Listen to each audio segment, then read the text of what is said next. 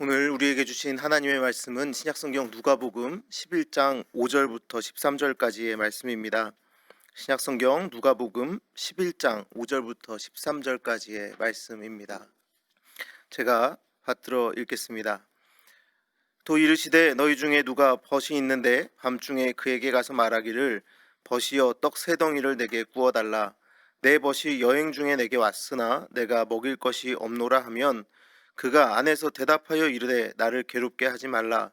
문이 이미 닫혔고 아이들이 나와 함께 침실에 누웠으니 일어나 내게 줄 수가 없노라 하겠느냐. 내가 너희에게 말하노니 비록 벗됨으로 인하여서는 일어나서 주지 아니할지라도 그 간청함을 인하여 일어나 그 요구대로 주리라.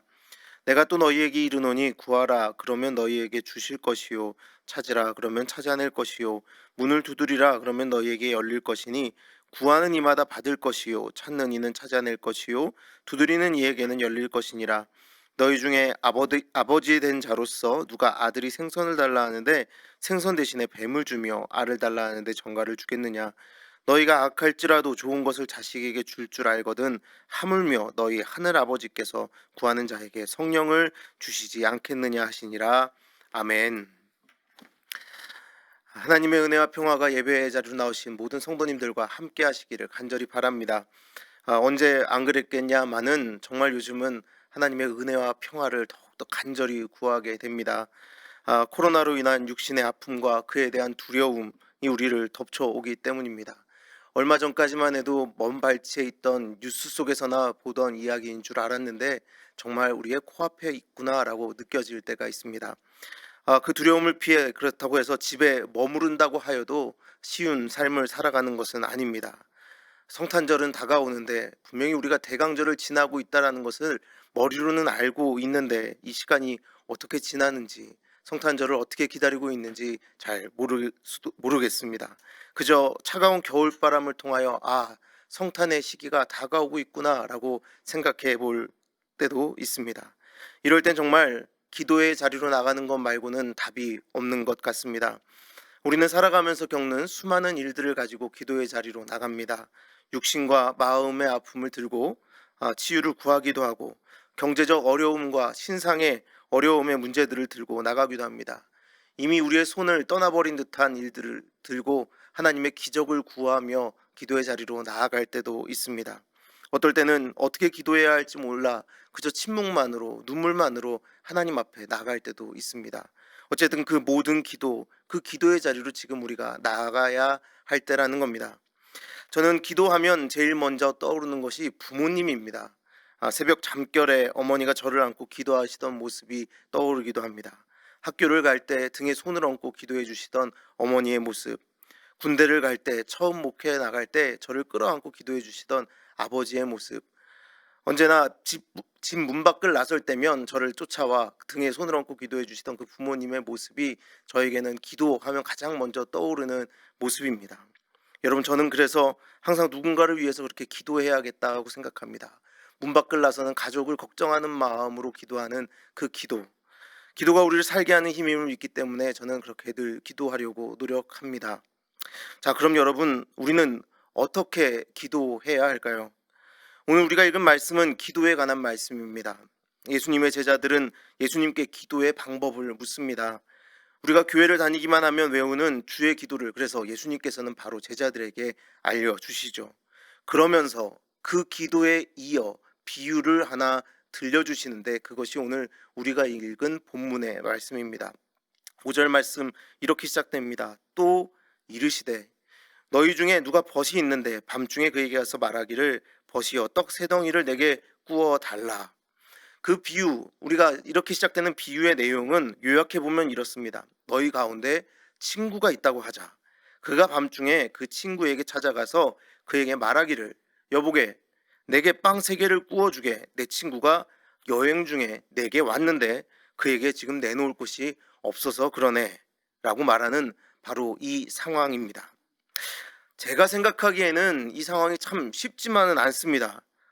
만약에 제가 알고 있는 그 두 친구가 서로 친한 친구라면 야 친구야 너도 친한 친구니까 우리 지금 이 상황을 벗어나기 위하여 너도 애써봐라 라는 의미로 말할 수는 있을 것 같습니다.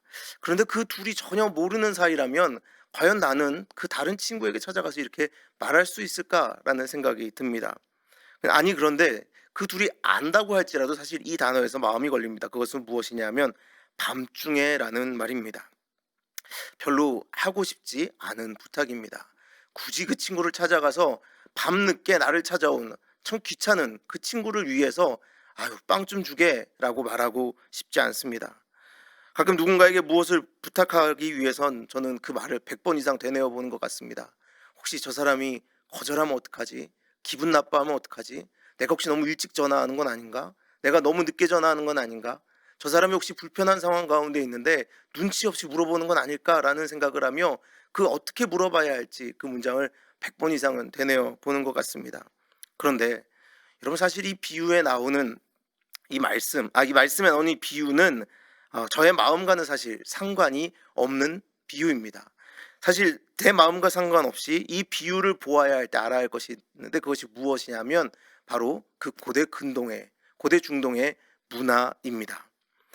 이 중동 고대 근동 시대, 특별히 고대 근동 시대에는 손님을 대접하는 문화에서는 이 벗이 밤에 찾아왔건 낮에 찾아왔건 자신이 가진 것이 없는 이 상황에서도 이 손 대접을 귀하게 해야 하는 것을 너무나도 당연하게 여겼습니다.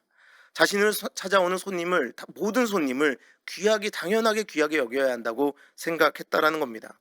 창세기 18장에 나오는 아브라함의 그 극진한 손님 대접, 그것이 바로 그 시대에는 너무나도 당연한 문화였다라는 것이죠. 지금의 시대를 살아가는 우리에게는 좀 어려운 이해하기에 어려울 수도 있습니다. 그뿐만이 아니라 당시에는 한 가정의 일이 항상 마을 전체의 일이었다라는 겁니다. 한 가정의 결혼식, 장례식은 바로 마을 전체의 행사였으며 가정을 찾아오는 방문객은 한 그 개인의 방문객이 아니라 마을 전체의 방문객이 되었습니다. 그래서 손님은 마을 전체가 함께 맞아주어야 할 책임이 있었습니다. 만일 손님이 찾아와서 환대를 받지 못하면 그것은 마을 전체의 수치스러운 일이었습니다. 그렇기 때문에 당시 유대인들은 어느 한 가정이 손님을 맞이하게 될 때 손님을 환대하기 위하여 이웃 사람에게 찾아가서 도움을 요청할 때 그 도움을 당연히 들어주어야 한다 생각했습니다. 그 이웃을 위해 최선을 다해서 도움을 주어야 한다는 것을 당연하게 생각했다라는 겁니다. 만일 누가 핑계를 대고 도움을 거절하는 경우에는 그 마을 전체로부터 손가락질을 받게 되고 부끄러움과 창피를 당하게끔 되어 있었습니다. 여러분, 이렇게 이 비유는 우리의 문화, 우리의 생각 속에서 읽는 것이 아니라 그 당시의 문화 속에서 이해해야 합니다. 그래서인지 오늘 말씀을 보아도 이 친구를 찾아와서 떼를 쓰거나 간청하는 모습은 사실 그렇게 표현되어 있진 않습니다. 오히려 너무 덤덤하게 당연하게 친구에게 나 지금 이런 상황이니까 밤중에 온 거 이해되겠지? 그러니까 당장 나에게 빵을 내놓게 라고 너무나도 당연하게 말하고 있는 것입니다. 그리고 예수님께서도 이렇게 말씀하시죠. 7절 말씀을 보면 그가 안에서 대답하여 이르되 나를 괴롭게 하지 말라. 문이 이미 닫혔고 아이들이 나와 함께 침실에 누웠으니 일어나 내게 줄 수가 없노라 하겠느냐라고 물으십니다. 여러분, 이 질문이 무슨 말씀이실까요? 그렇게 하겠느냐? 그렇게 하지 않을 거 당연히 알잖아. 설마 아닌 거 알지? 당연히 일어나서 빵을 내어줄 것을 너희는 알지 않느냐라고 예수님께서는 회중들에게 묻고 계신 것입니다. 그 비유를 듣는 사람들이 다 아니요 라고 말할 것을 알고 질문하신 것입니다. 자, 그럼 약간 난처한 단어가 이 말씀 중에 등장합니다.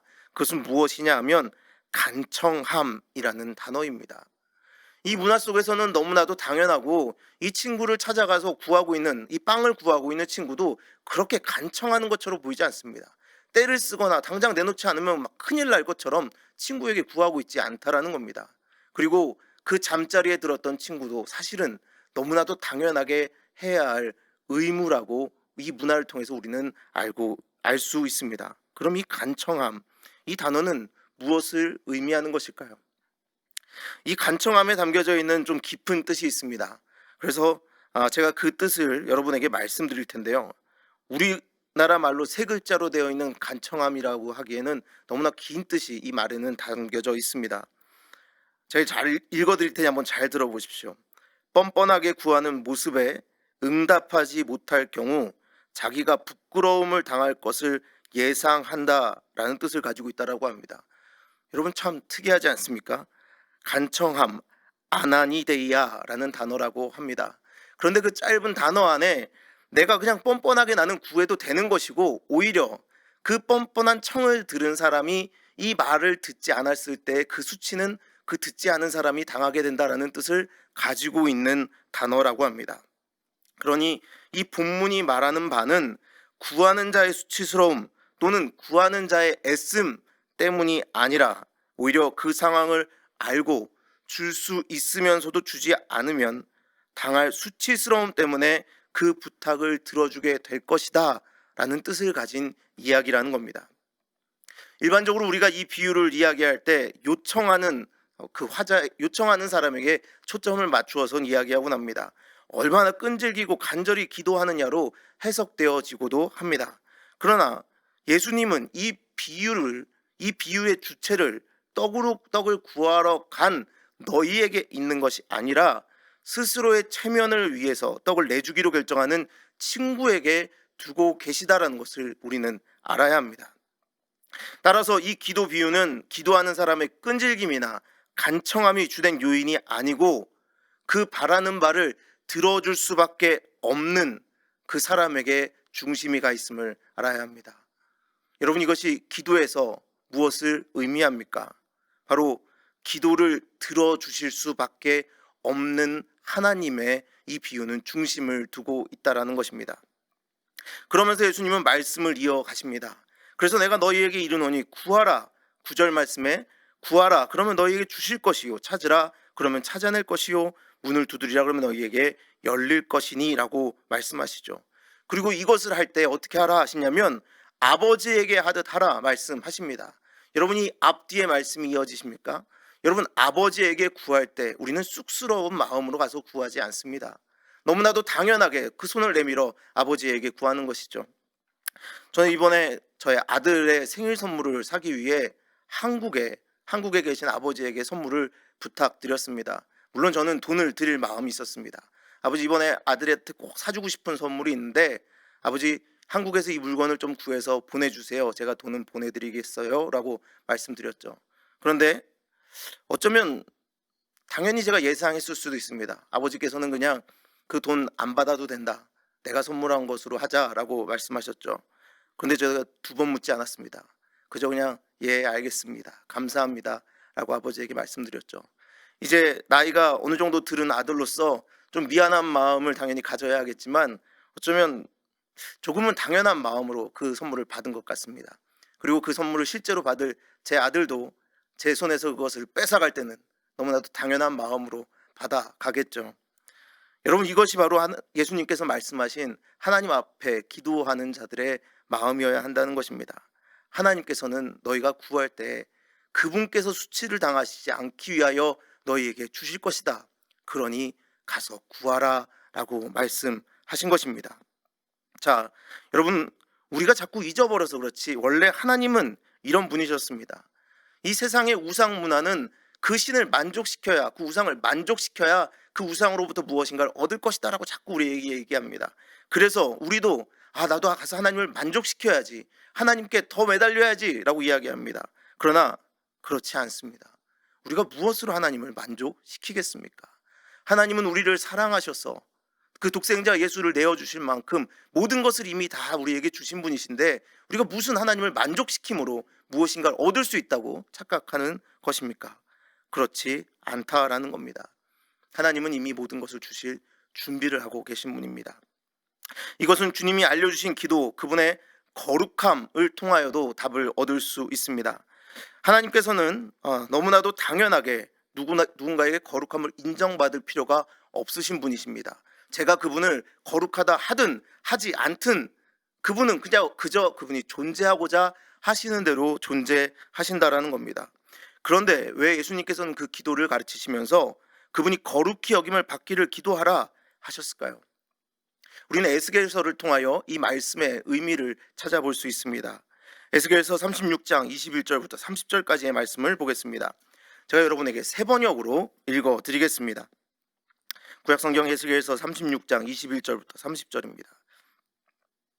나는 이스라엘 족속이 여러 나라에 흩어져서 가는 곳마다 더럽혀 놓았지만 내 거룩한 이름이 더럽혀지는 것을 그대로 둘 수 없다. 그러므로 너는 이스라엘 족속에게 전하여라. 나 주 하나님이 이렇게 말한다. 이스라엘 족속아, 내가 이렇게 하려고 하는 까닭은 너희들을 생각해서가 아니라 너희가 여러 나라에 흩어져서 가는 곳마다 더럽혀 놓은 내 거룩한 이름을 회복시키려고 해서다. 너희가 여러 나라에 흩어져 살면서 내 이름을 더럽혀 놓았으므로 거기에서 더럽혀진 내 큰 이름을 내가 다시 거룩하게 하겠다. 이방 사람들이 지켜보는 앞에서 너희에게 내가 내 거룩함을 밝히 드러내면 그때야 비로소 그들도 내가 주인인 줄 알 것이다. 나 주 하나님의 말이다. 내가 너희를 이방 민족들 가운데서 데리고 나아오며 그 여러 나라에서 너희를 모아다가 너희의 나라로 데리고 들어가겠다. 그리고 내가 너희에게 맑은 물을 뿌려서 너희를 정결하게 하며 너희의 온갖 더러움과 너희가 우상들을 섬긴 모든 더러움을 깨끗하게 씻어주며 너희에게 새로운 마음을 주고 너희 속에 새로운 영을 넣어주며 너희 몸에서 돌같이 굳은 마음을 없애고 살갗처럼 부드러운 마음을 주며 너희 속에 내 영을 두어 너희가 나의 모든 율례대로 행동하게 하겠다. 그러면 너희가 내 모든 규례를 지키고 실천할 것이다. 그때 내가 너희 조상에게 준 땅에서 너희가 살아서 너희는 내 백성이 되고 나는 너희의 하나님이 될 것이다.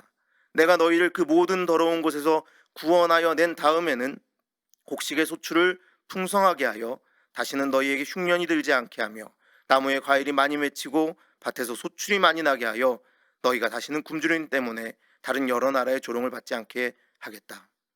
스스로의 잘못으로 인하여 고난 가운데 있는 백성들을 하나님께서 그분의 거룩함을 위하여 회복하시겠다라고 말씀하십니다.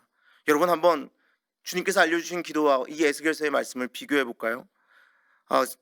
11장 2절과 3절과 4절의 말씀을 보면 이렇게 기록되어 있죠. 아버지여 이름이 거룩히 여김을 받으시오며 나라가 임하시오며 우리에게 날마다 일용할 양식을 주시옵고 우리가 우리에게 죄지은 자를 모든 사람들을 용서하오니 우리 죄도 사하여 주시옵고 우리를 시험에 들게 하지 마시옵소서 하라. 여러분 보십시오. 하나님께서 에스겔서를 통하여 우리에게 알려주신 바 내가 내 이름을 내 거룩함을 위하여 너희를 회복시키겠다 하신 말씀, 그것이 바로 2절 말씀입니다. 아버지 이름이 거룩히 여김을 받으시오며, 그리고 3절 말씀 우리에게 날마다 일용할 양식을 주옵시고, 그것은 에스겔서 36장 30절 말씀 나무에 과일이 많이 맺히고 밭에서 소출이 많이 나게 하여 너희가 다시는 굶주림 때문에 다른 여러 나라의 조롱을 받지 않게 하겠다.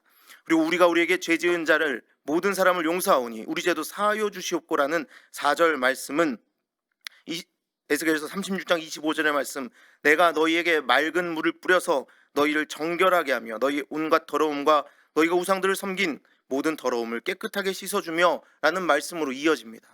여러분, 그러니 하나님께서는 우리가 무엇인가를 해서가 아니라 그분께서 그 거룩함을 드러내시기 위하여 우리를 끄집어내시겠다라고 말씀하셨다라는 겁니다.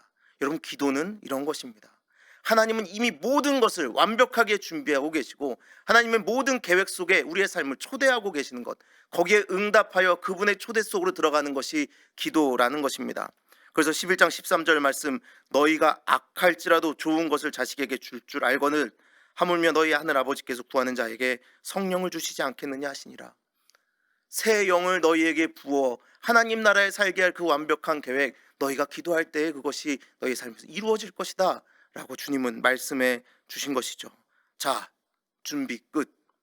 이제 구해라 라고 우리를 초대하고 계십니다. 그저 믿음으로 하나님 나라가 임하여서 나만 잘 먹고 잘 사는 것이 아니라 우리 모두가 함께 더불어 잘 살게 하여 주시옵소서. 서로가 예수님의 보혈의 능력 곧 목숨을 내어 주어 용서하셨듯이 값없는 은혜로 하나님께 용납된 것처럼 나의 이웃을 용납하는 사람이 되게 하여 주시옵소서. 하나님의 거룩하심을 더럽히는 그 길로 이제 돌아가지 않게 하시고 그 길로 돌아감으로 나만을 위하여 살아감으로 이 공동체를 깨트리지 않게 하여 주시옵소서. 그렇게 기도만 하면 하나님 나라 안에 우리가 거하게 하실 것이다라고, 모든 준비된 것으로, 하나님께서 준비하신 것으로, 내가 준비한 것이 아닌 하나님께서 준비하신 것으로 우리의 인생을 채우시겠다라고 약속하신 것입니다. 여러분, 우리는 그저 그 믿음 안에서 구하기만 하면 됩니다. 그러면 우리가 생각한 것보다 더 큰 것으로 하나님은 우리를 채우신다 약속하십니다. 하나님은 우리에게 기도에 대해 알려주시기를, 화려한 미사여구나 오랜 시간, 곧 내 노력이나 내 능력으로 인한 기도의 응답이 아닌 하나님께서는 그분을 위하여 우리의 기도를 응답하신다라고 말씀해 주십니다. 어쩌면 제가 지금 여러분에게 드린 말씀들을 들으며 여러분은 무슨 당연한 소리야, 무슨 당연한 소리를 저렇게 오래 하고 있어 라고 생각하실 수도 있죠. 그런데 여러분, 이 당연한 소리가 참 쉽지 않습니다. 이스라엘이 약속하신 땅에 들어갈 때에 그들은 당연히 그 모든 것을 하나님께서 채우시는 경험을 하며 그 땅까지 들어갔습니다. 하나님께 구하면 주시는 삶, 아니 내가 구하는 것보다 더 큰 것으로 채우셔서 하나님 나라를 살게 하시는 경험을 하며 약속하신 땅에 들어갔습니다. 그런데 왜 그들은 그 땅에 들어가서 하나님께 구하지 않았을까요? 그들의 욕심 때문입니다. 자꾸 잘 살고 싶은 마음에 하나님 앞에 나아가면 하나님은 성령을 보내어 우리에게 그 존재를 물으십니다. 너희가 하나님 나라의 백성으로서 그것을 구하는 것이냐? 그런데 우리의 마음은 사실 무엇입니까? 우리에게 일용할 양식을 주옵소서가 아니라 저 사람의 일용할 양식을 빼앗아서라도 나에게 이틀치의 양식을 주옵소서라며 하나님께 구하고 있었다라는 겁니다. 그러면 하나님은 계속해서 성령을 보내어 물으시죠. 정말 그것이 하나님 나라를 살아가는 백성으로서의 존재가 구할 바냐? 성령 하나님이 우리에게 물으시는 것이죠. 그런데 가나안에 들어갔더니 바알이라는 존재가 있었습니다. 그 바알이라는 존재는 그 이스라엘에게 이렇게 얘기했습니다. 너만 잘 살게 해줄게. 오히려 그렇게 우리를 유혹해 왔습니다. 하나님께 구하는 게 쉬울 줄 알았는데, 하나님께만 구하면 모든 것을 채워주시기에 그냥 너무 당연한 일인 줄 알았는데, 이스라엘은 생각하지도 못한 바알 앞에 가서 머리를 조아립니다. 그런데 여러분, 그때의 시대와 지금의 시대가 달라졌을까요? 세상은 그리고 우리는 자꾸 우리의 소유로 우리를 규정 지으려고 합니다. 어떤 사람이 좋은 집에 살면 좋은 사람입니다. 비싼 차를 타면 가치 있는 사람입니다. 외모가 출중하면 그 사람은 모든 사람 위에 눈에 띄는 사람이 됩니다. 무엇을 소유하느냐가 나라고 착각하는 시대 속에서 우리는 살게 되었습니다. 더 소유하면 하나님보다도 큰 존재가 될 수 있는 세상 속에 우리는 살고 있습니다. 하나님의 말씀 안에서 내가 어떻게 존재해야 하는가라는 질문은 값어치 없는 질문이 되었고, 오히려 무엇을 소유할 것이냐, 그 소유하기 위해서 나의 노력을 들여 하나님을 만족시켜라라고 가르치는 시대가 되어버렸다는 겁니다. 나도 남도 소유로만 평가하는 사회. 하나님 나라의 백성인지 아닌지는 중요하지 않습니다. 내 옆에 사람이 굶던지, 그 사람이 집이 없던지, 그 사람은 자기의 일을 하러 가기 위하여 먼 길을 걸어가야 하는지, 그런 것은 중요하지 않습니다. 내 것만 구하면 되는 시대가 되었습니다. 우리에게 일용할 양식이 아니라 나에게 대를 이어서 살아갈 양식을 주시옵소서, 이틀치 3일치도 아닌 나의 자식까지도, 나의 자식의 자식까지도 살아갈 양식을 주시옵소서라고 구하는 시대가 되었다라는 겁니다. 너무 당연한 기도인데 그 기도를 지금 이 시대는 하지 못하고 있습니다. 그러니 다 들어준다 하셨어도, 내가 생각하는 것보다 큰 것으로, 이 세상을 창조하신 하나님께서 생각하시는 크신 것으로 우리의 삶에 채워준다 하셨어도 이 당연한 기도가 점점 힘들어지고 있습니다. 오히려 성령이 찾아와 정말 너희가 구하는 것이 하나님 나라를 위한 구함이냐, 하나님의 의를 위한 구함이냐 라고 질문할 때에 하나님께 기도하는 바를 오히려 멈추고 바알을 찾아가는 인생들이 되어버리고 말았습니다. 하나님은 이미 모든 기도를 들어줄 준비를 마치고 계신데 말입니다. 여러분, 우리는 이런 시대 속에 살고 있습니다. 그러나 오늘 이 예배의 자리에 나오신 여러분은 아닌 줄 믿습니다. 여러분은 하나님을 찾아가 하나님께 기도하며 성령 하나님께서 우리를 찾아오셔서 정말 그것이 하나님 나라를 위한 것이냐라고 물을 때 나의 욕심을 위한 거였다면 포기할 줄 아는 인생들인 줄 저는 믿습니다. 그런데 여러분, 우리가 그렇게 살아가는 것이 그렇게 쉽진 않습니다. 생각보다 기도할 게 말하며 기도하지 않습니다. 특히 이웃들을 위하여 어려운 일이 있을 때 제가 기도하겠습니다 라고 말하며 그냥 그 순간을 지나가 버리는 경우가 많죠. 밤에 찾아온 벗을 빵을 줄 사람이 있는데도 굶기고 있다는 것이죠. 여러분, 이제 우리는 모든 것이 준비된 하나님께 구해야 할 때인 줄 믿습니다. 지금 너무나 세상은 어렵습니다. 누가 활약해야 할 때입니까? 바로 구하기만 하면 채워주시는 하나님을 믿는 우리가 활약해야 할 때입니다. 성령은 하나님의 호흡입니다. 성령은 우리로 하여금 하나님의 마음을 헤아리게 하고 하나님의 뜻대로 살아갈 힘을 공급합니다. 하나님께서 처음 창조하셨을 때 그 호흡은 기도할 때 우리의 삶에 불어옵니다. 그러함으로 그 바람만 불어온다면 마른 뼈들도 살아나는 역사가 있는 것입니다. 그리고 이 험난한 세상이 하나님 사랑으로, 사랑하는 너와 나 사이에서 하나님 나라로 바뀌게 됩니다. 언제요? 기도할 때요. 하나님은 그 모든 것을 준비하고 우리에게 기도하라 말씀하십니다. 나만을 위한 간구가 아닌 하나님 나라를 구하는, 하나님의 의를 구하는 우리가 되게 하여 주시옵소서. 우리 하나님 앞으로 나아가는 모두가 되어야 할 줄 믿습니다.